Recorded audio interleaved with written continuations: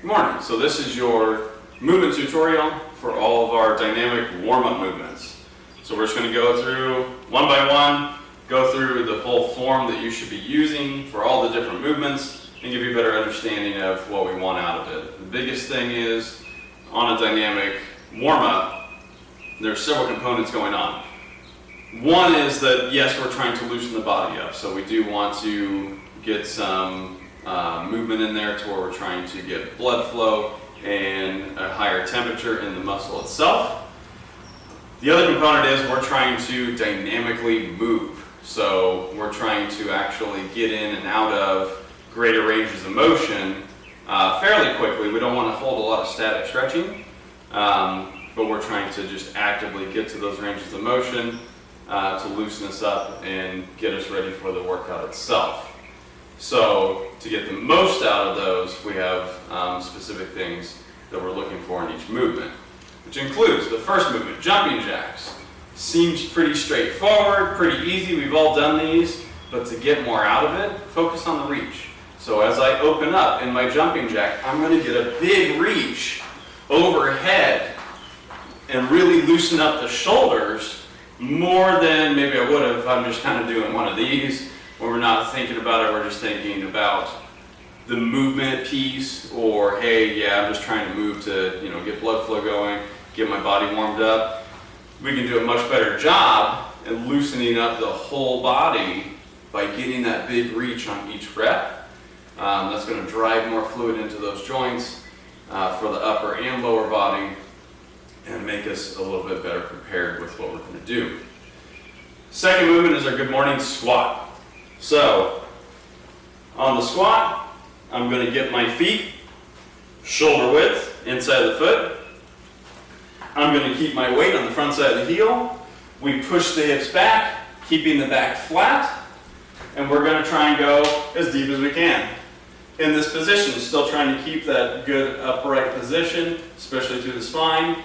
And once I'm holding the bottom position, I'm then going to do a big rotation through the shoulder. So I'm trying to rotate my upper spine toward that arm that's moving, along with getting some mobility out of the shoulder itself. And then I'll go back, other direction, same thing. And then we come out of it. And then we go into the next one. Squat, big reach and rotation through the shoulder and the upper spine. So that's our good morning squat.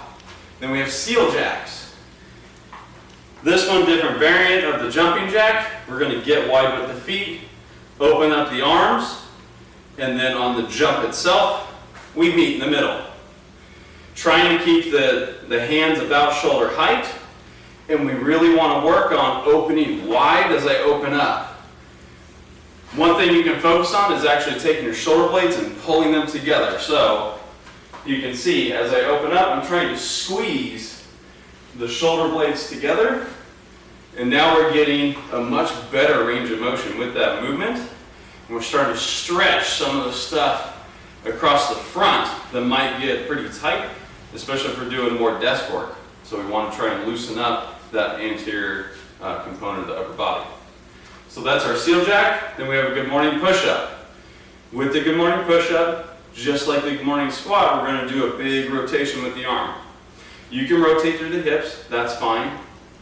But on that movement, it gets a little bit tough for people in terms of balancing against that rotation. Now one hand's off the floor. So if you need to, in order to stabilize a little bit more, get the feet wider. And that's going to help you and make it a little bit easier. So from that position, regular push-up position, brace through the glutes, through the midsection, make it all nice and tight. Then we're going to do a push-up. So elbows are going to come back at a 45. I push up, and then I'm going to do my good morning movement through the arms. So notice that I'm going to turn just a little bit through the hips, more so hopefully through the upper spine. Push up again, same thing, go the other way, and come back around. So that's our good morning push-up. Next movement, wrist circles. Those are pretty easy. Just trying to get as great a range of motion as you can through the wrist, and we're going to go 10 one way and then you come back 10 the other. Same thing for shoulder circles. You're just trying to keep the elbow straight and get as much mobility through the shoulder joint as possible, one way and then back the other. And we go 10 each way there. Then we go into inchworm upper dog. On this move, you're trying to keep the knees fairly straight. Now with that, I don't want you locked out, because that can get into a hyperextension position, especially for people a little bit more mobile, and that's not good for the knee. So I'm going to say barely unlocked. So this is locked for me. I'm going to barely unlock it, okay? So now I know I'm not putting too much pressure on the knee out the backside. And then I'm going to reach down. Hopefully I can keep it barely unlocked and reach the floor. And then we're going to walk forward with the hands until I'm in that push-up position. Once I'm in that position, I'm going to squeeze the glutes and drive the hips toward the floor. This way it's not all coming from the low back. It's actually more of a stretch for the hip flexors than it is this massive crank on the low back. As I get into this position, I want to make sure my shoulders stay down out of the ears. We don't want to get here. So I'm pushing the floor away as I drive the hips toward the floor. And then I come out of it back to the push-up position, and then I walk it back with the hands, again, trying to keep that very subtle knee bend. I don't want to dive the knees forward into a very deep knee bend, because I am trying to get a little bit of an active stretch on the hamstrings. So that is our inchworm to upward dog movement. Next one on the list is our prone iron cross to scorpion. Prone just means I'm facing the floor. So I'm going to come down, face the floor. I'm going to kick my arms out. That's going to add some stability, and it's going to add a guide for what I'm going to do with my knee and my ankle. Because the iron cross, I'm going to go same side knee to same side elbow, and I'm going to lift that knee. I don't want to be dragging it across the floor. I'm going to lift, and I'm going to try and come up toward that elbow as much as possible, as my hip's going to allow. Once I'm at that point, then I'm going to push my heel toward the opposite elbow. Again, as far as I can go, but I'm also trying to control how much movement I have in my upper body. I don't want that shoulder to come way off the ground. I'm going to try and keep my shoulders pretty tight to the ground. They can lift a little bit, and you'll see some of that movement in me, but I don't want it to be extreme. So I'm going to go iron cross, knee to same side, and then scorpion, kick across. Big exhale as you go into tension here. And then I do the opposite.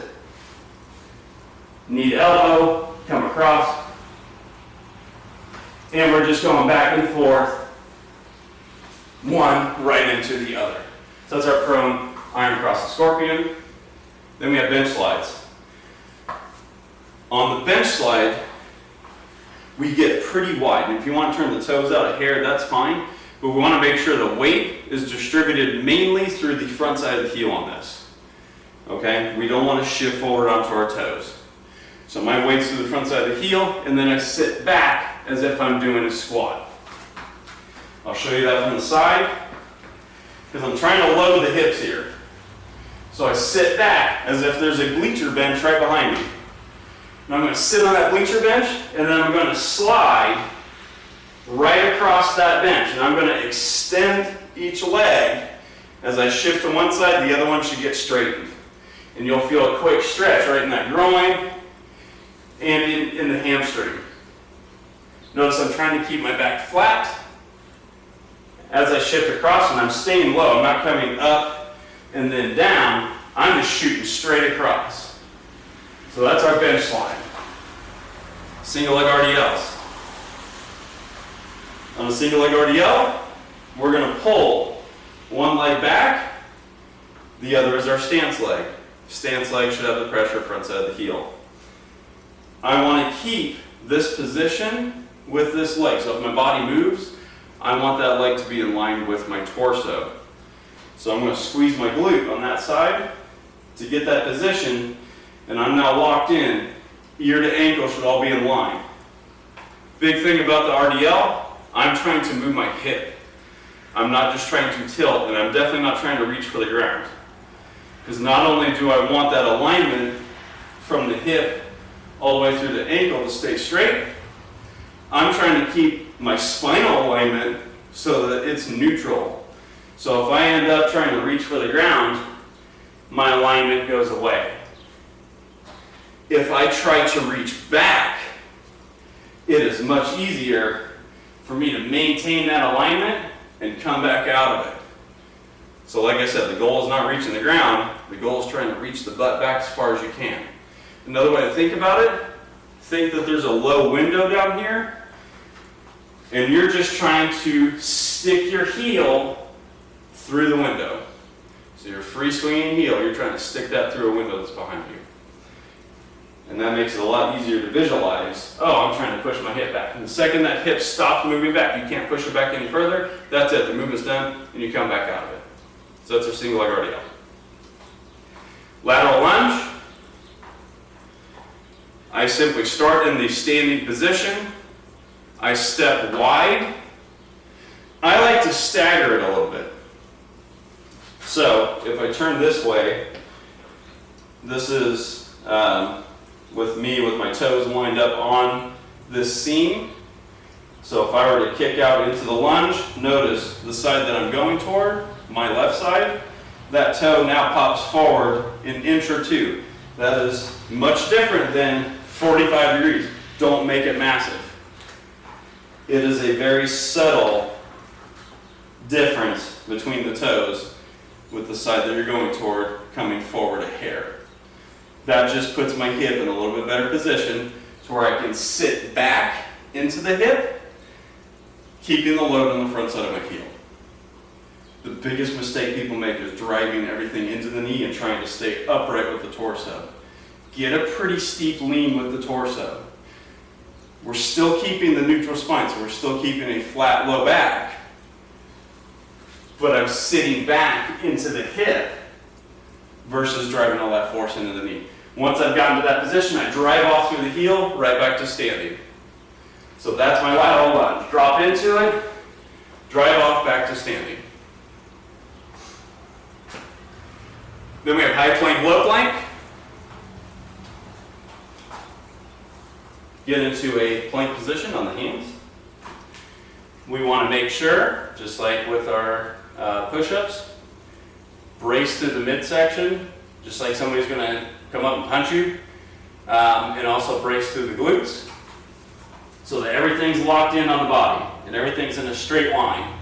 This is our low plank position, and then we walk a step out, that's our high plank.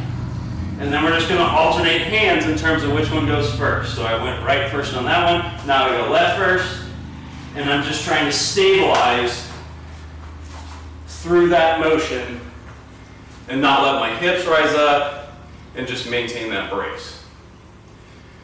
Last movement is our reverse bridge march. On a reverse bridge, we simply pull the heels back toward the butt and we drive up. Big squeeze in the glutes to come up to this position, and then I'm going to keep my knees bent and I'm going to do a bent knee march. So every time I lift, I'm having to engage through that hip a little bit more just to keep the hips high. So what we don't want is to go into a march and now all of a sudden I sag. Okay? We want to keep the hips high, march, pull that knee toward the chest, and engage even more with the glute on the stance leg so that you're able to keep your hips high the whole time. So that's our full dynamic warm-up. Now you understand all the movements, how to get more out of it, and go through that each time before each workout, and you'll be ready to go.